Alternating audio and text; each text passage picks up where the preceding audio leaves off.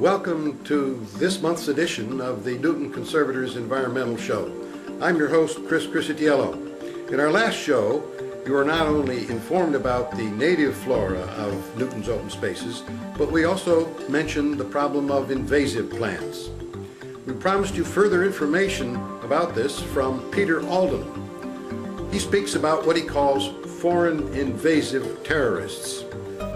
You learn from our speaker today about the plants, many of them from northeastern Asia, which are now invading areas of Newton and also surrounding communities.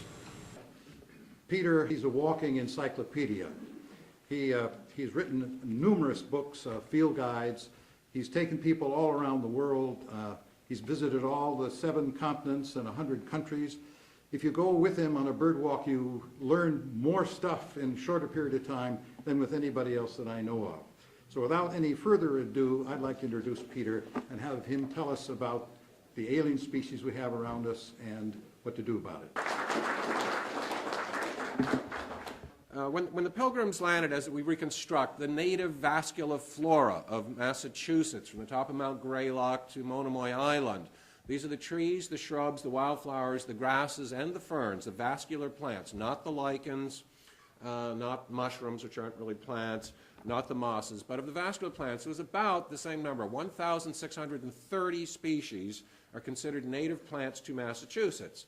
Now, the total flora we had here 15,000 years ago was 0, right? Because all of our flora was under 2,000 feet of ice, but not really. The ancestors or descendants, depending on how you look at it, they moved down to Virginia, the Great Smokies, to Georgia, when we were covered with ice. And that whole vegetation association and the mammals and the birds and the bugs, moved back up here to Massachusetts, and these very same things, plus the invasives, are going to be moving up to Quebec and towards Ellesmere Island at some point. But the question is that from that 1,630 species we had, 350 whatever years ago, we now have a flora, vascular flora of plants known to be growing in the wild spontaneously, of close to 3,000 species. We have added 1,400 species. Accidentally, in many cases, it came over by grain ships or whatever, growing in something else, and a number of them intentionally, particularly in the last 50 years or so. Of these, we'll call it 1,400 non-native species to Massachusetts, 1,300 of them are of no concern to us. None of those 1,300 are considered capable of taking over any one of our habitats or ecosystems. But among that 1,400 species of plants that come from other places, a few from the other parts of the United States, west of the Alleghenies, and a number from Europe, but particularly from Northeast Asia, the area of Manchuria, of old Northeast China, parts of the Korean Peninsula, northern Japan, and the Soviet Far East. And almost all of our problems are from that one narrow part of the world that has the same miserable climate that we have, they have. They have, beautiful maples in the fall.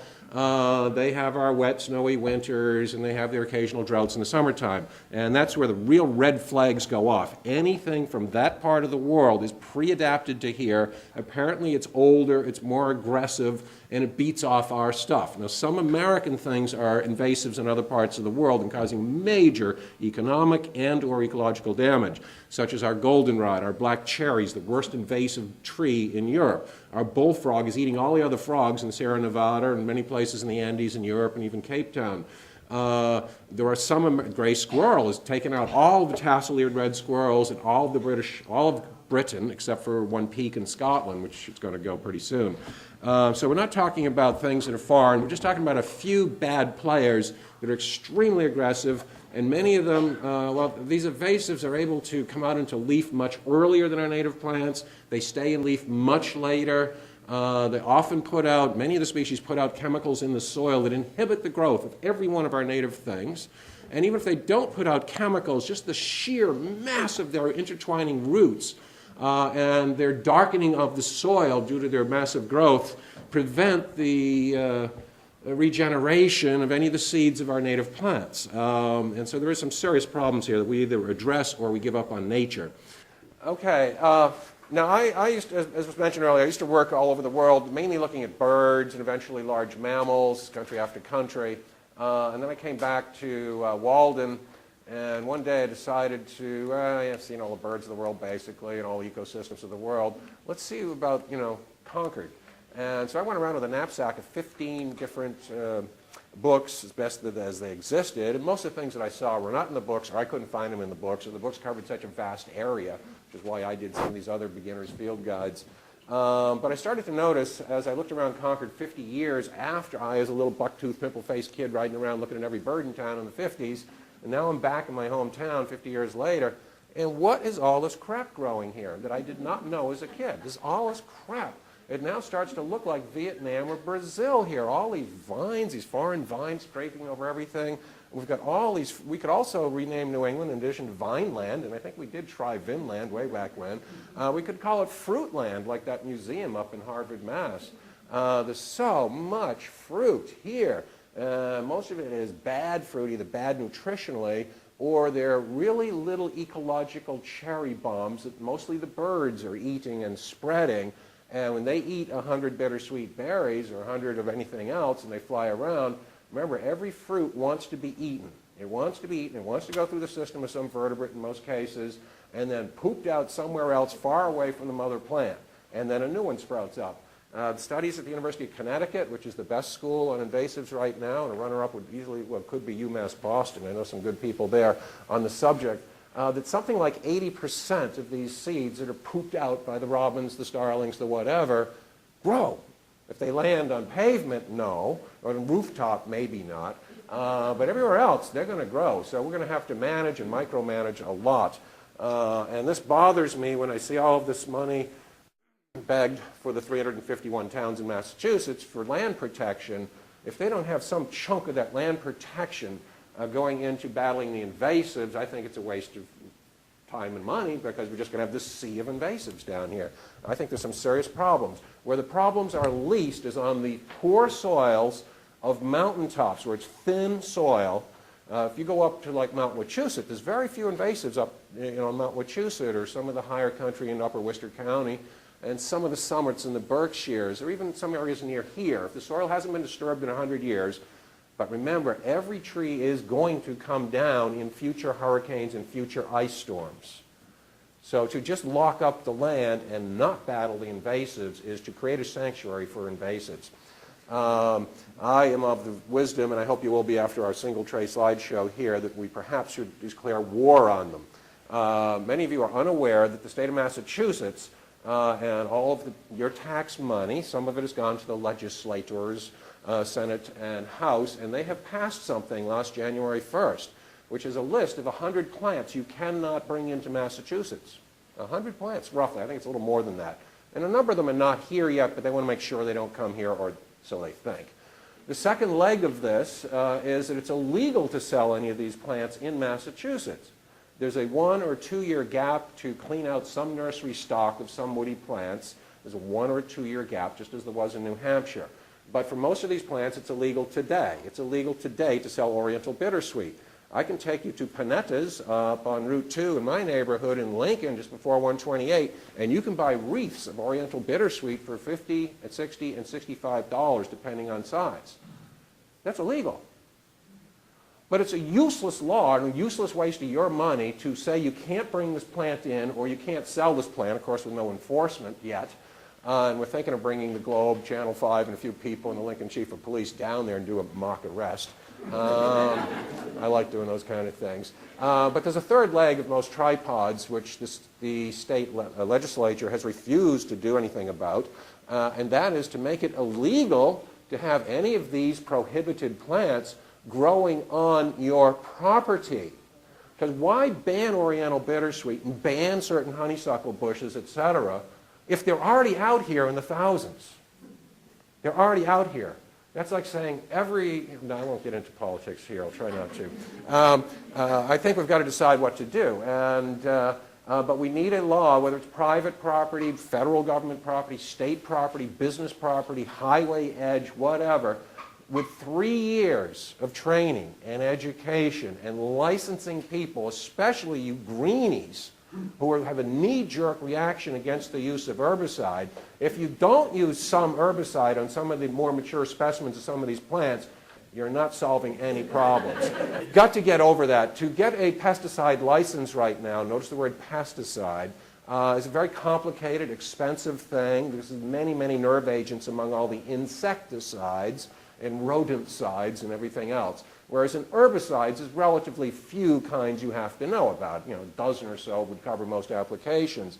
And instead of paying, you know, thousands of dollars on this and having your personal insurance go up $1,500, your health insurance, if you apply pesticide anywhere outside of your property, we've got to get that number down with just a few cleaner herbicides. And before I get to the slides, there is hope on the horizon. There's a gentleman in Connecticut who has something called Billy's Brew, which is a industrial strength vinegar, quote, organic, with some organic detergent, quote, organic, that binds it together. He heats this up, and then he adds a certain amount of salt. Salt will kill a lot of plants, i.e. Carthage.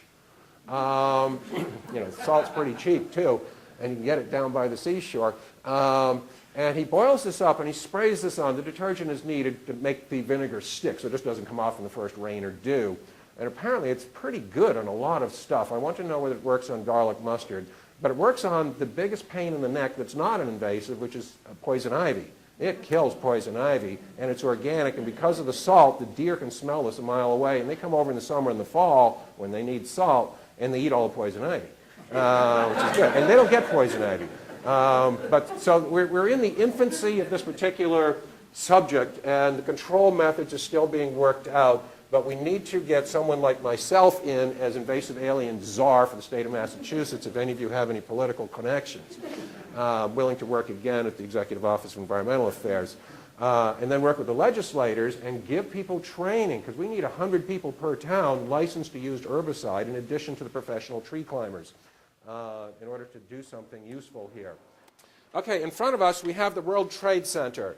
Most of you know where you were on September 11th. I know where I was. I was completely unaware of it for at least 6 or 7 hours, redoing my library without the radio or the TV on, until somebody called me at 3 in the afternoon. Well, planes crash, especially from a foreign country. So this attracted a lot of attention and a lot of money. Your money, my money, trillions and trillions, or gazillions, whatever it is. First in Afghanistan, then Iraq, and God knows where next. So it had captured a lot of attention, also an awful lot of money, and was a great excuse for the powers that be to, you know, curtail all sorts of civil liberties and all sorts of wasteful spending on anything useful in your mind or mine, probably in the name of security, with the planes crashing down. This was taken just a few weeks before the actual event, when it was sailing off there.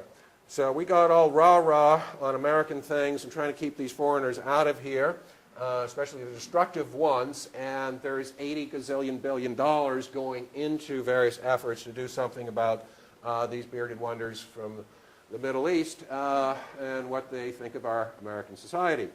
So that's where the money's gone. The National Science Foundation budget has been halved. Philanthropic giving has gone way down the tubes, and there's a lot of nonprofits and a lot of trouble, a lot of scientists, a lot of trouble. And no matter what issue you're involved in, whether it's children, health, education, science, conservation, whatever, you know, we have lost 50% of our funding, so to speak, from the government because of this terrorism thing. So I'm looking from a geography point of view that many of our problems, although the border with Mexico gets a lot of the attention, most of our problems come from this particular continent at the moment. We have our political problems and oil problems. Here in the Middle East, layers of problems there. Most of our technical jobs have gone to India. Most of our manufacturing jobs have gone to China.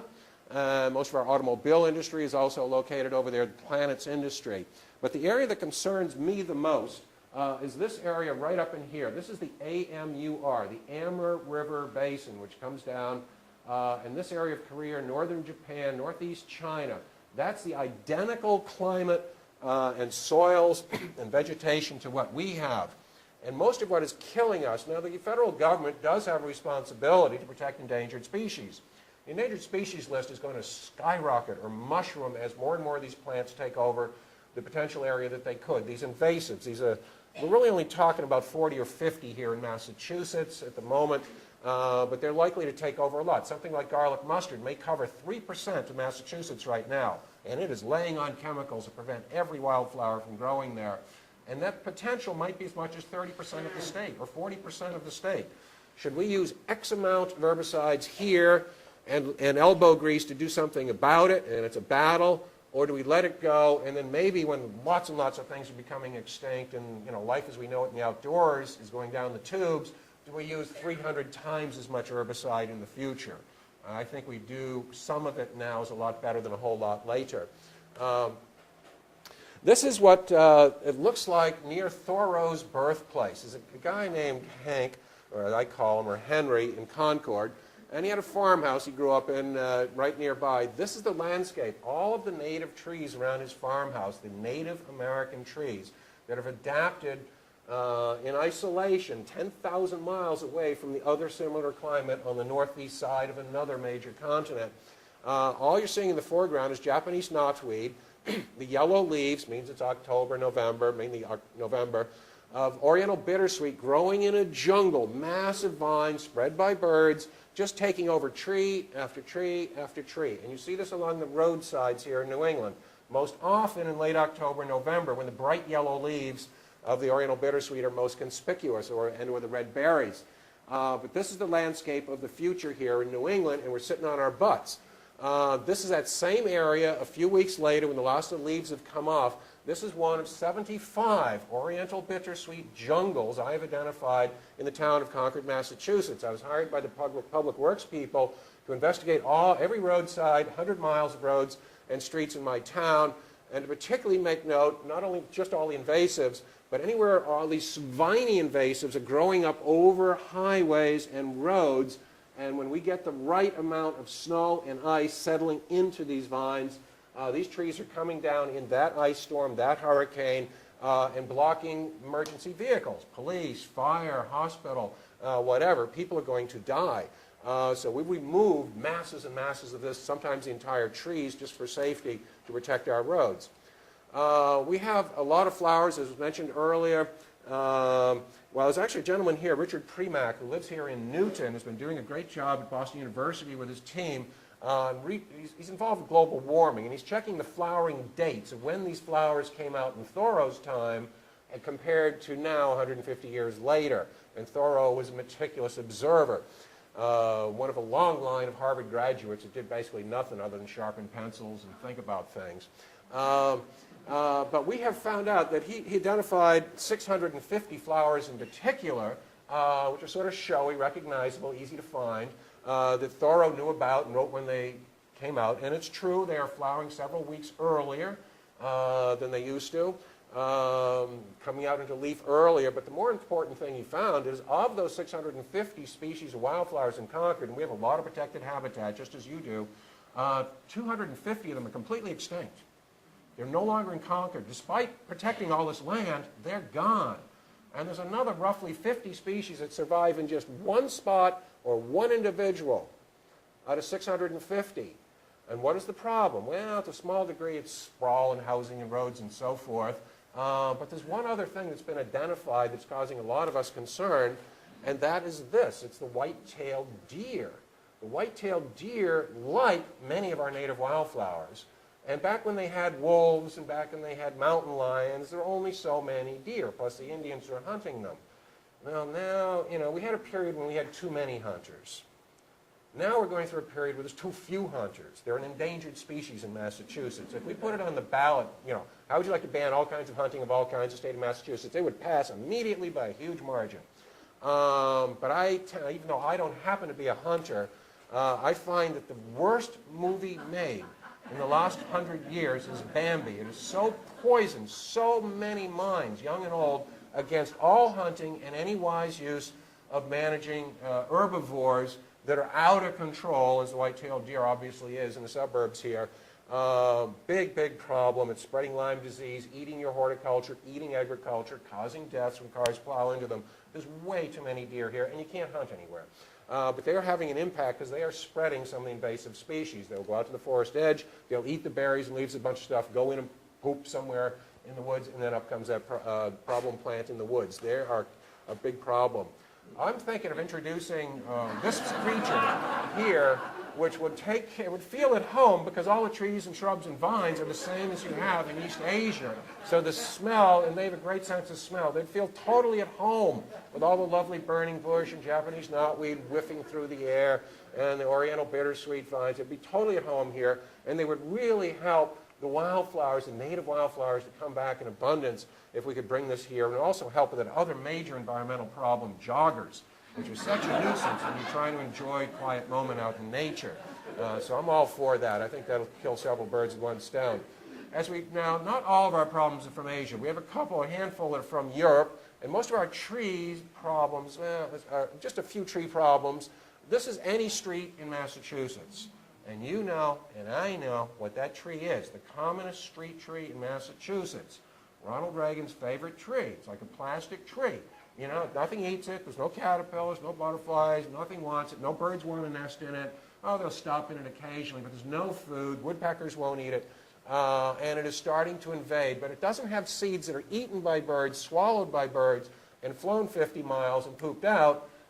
It is mainly raked or with these blowers blown off into the woodlands, and then it starts taking off very strongly, but slowly as far as leapfrogging. The invasives that leapfrog, either by air, wind, or birds, are more of a concern. This is a Norway maple leaf. It doesn't get the rich oranges that our native sugar maple does, and it often has this fungus, the black tar spotted maple, which may be killing a few of them, but it's not killing enough of them. And I don't tend to see this fungus on the native maples, of which we have like 7 species in mass. Some of you are very aware of some of these things. This is the trunk of a mature Norway maple. It looks like a barbecue grill pattern. There's interlocking grill. If this was a sugar maple, it would be smooth plates curled up at the edge in the mature bark. And young plants have very different bark. This is a woodland that was discussed by the previous speaker briefly. The understory, compared to sugar maples, which have thin leaves that the light can get through and not that many branches, the Norway maple has more branches, thicker leaves, no light gets through, nothing grows under Norway maple. And this is expanding in many areas. Minuteman National Historic Park, most of your woods, it is expanding, and particularly into the lowlands and wetlands, but will be expanding into the highlands with time. And there's nothing growing underneath this Norway maple thing, this is near my house, except some invasive winter creeper, a creeping invasive. No regeneration. So with a Norway maple forest, you're going to have no pileated woodpeckers. Norway maple forest, you have no Baltimore orioles or scarlet tanagers or the warblers and the vireos and the things that you want. It's a slow spreader, but it is very dense as it is spreading out. And every one of these invasives, not every introduced plant. Now remember, 95% of them are okay. There's a few here and there's a few there. They're not a threat to any entire ecosystem or habitat. We can get into that later. There's one other maple. I know Sycamore Maple, not plane tree. There's an English name problem there. Plane tree is a true sycamore.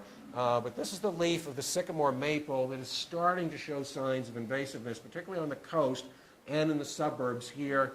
And in England, it is just called sycamore, which is very confusing because we have a totally different tree, the American sycamore, and it's hybrid with the European one called London plane tree and whatever. But this is the true sycamore maple with those winged seeds. The second most important invasive, what is this? And can I see hands if you think you have Ailanthus in your neighborhood? So it is already around, particularly along 128. This is becoming the dominant tree along 128. The Ailanthus, its original English name was Tree of Heaven. But the people who work on this with the New England Wildflower Society, etc., find that the leaves smell of cat urine. It puts out chemicals in the soil to kill everything else and just starts popping up. And when you have one, you're going to have 10, and then you're going to have 50, and you're going to have 100 of these things. Really hard to kill. So there's been an English name change. It's no longer Tree of Heaven. It's now called the Tree of Hell. Just so you know, there's a difference there. Ailanthus is a genus of several species, very aggressive in the urban areas, but it's spreading out along all the highways now. I got the first record for my town. It says, "Welcome to Concord." Right by Walden Pond, bingo, there's a Ailanthus tree growing up. Because somebody came here from Somerville or wherever, and some of the seeds were on their cars. They went to the parking lot at Walden, bingo, it comes up. That's how Norway maple comes up. When you look at a town like Somerville with very little wild area, there's 5,000 Norway maples there. Should we let them be because they're not going to infest any wild area in Somerville? No, I'm afraid we're going to have to get rid of them at some point here. Because when you take your car under that Norway maple in Somerville or any other town, and you drive out to Petersham and those wing seeds fall off, you got Norway maples in Petersham. I think you have to do 100% of the area if we're going to battle the invasives somehow with some state support. Because I don't want to clean out my yard unless my neighbors are cleaning out their yard. It's going to all be done together. But that is Ailanthus. This is a close-up. It has these long compound leaves, and at the base of every one of the leaflets there is a definite notch, which some other look-alike ashes, hickories, walnuts, which also have compound leaves, don't have that little notch at the base of the leaves. And this is from eastern China. Now there's two species of plants which are actually not from a foreign country. Now I reject this Gaia hypothesis. Somebody made a lot of money doing a book called Gaia, where everything's interconnected and we're all one big happy planet and everything's wonderful. All right, that's nice for atmospheric physics. It's totally the wrong way to go if you're looking at biology. I prefer to think of something around the order of magnitude of 30 ecoplanets that we have here, where you have a certain combination of soils and temperatures and climates and latitude, longitude on different sides of continents, like the Mediterranean life zone that we have 5 different places around the world on the west side of continents. We have our thing here, which is duplicated, our temperate forest, woodland, mainly deciduous, over there in Northeast Asia. You have grasslands and steppes that are isolated. When you bring the fauna and flora of any one of these separated, these have been separated by millions of years and thousands of miles. They're not supposed to be together. You have to come up with a philosophical thing. One is live and let live. That's one kind of philosophy some of you may subscribe to, fine. But I don't buy that at all on the distribution of plants and animals on our little ecoplanets that are isolated around the planet. That is like saying we should take all 250,000 known plants in the world and every bug and beetle in the world and every mammal and every bird and drop them out everywhere on the planet. I.e., so bring the white-tailed deer and every other kind of deer and dump them in Australia, and if they can outbreed the kangaroos, so what? Sayonara kangaroos. I don't buy that. I want the kangaroos there. And if the kangaroos are able to outbreed the white-tailed deer, although I might change my mind on this, and they happen to be here, should we allow the white-tailed deer to go extinct and just let the kangaroos take over? The same thing would apply to the plants. I say no. I think we draw these lines in the sand. This is black locust. We hope you've enjoyed this presentation and that you've been informed by it. Our next program will continue with this discussion of invasive plants, and we'll also talk about what you can do, you and your neighbors, to prevent the further expansion of these invasive terrorist plants. If you want further information, I suggest that you go to a website, www.ipane.org. That IPANE stands for Invasive Plant Atlas of New England.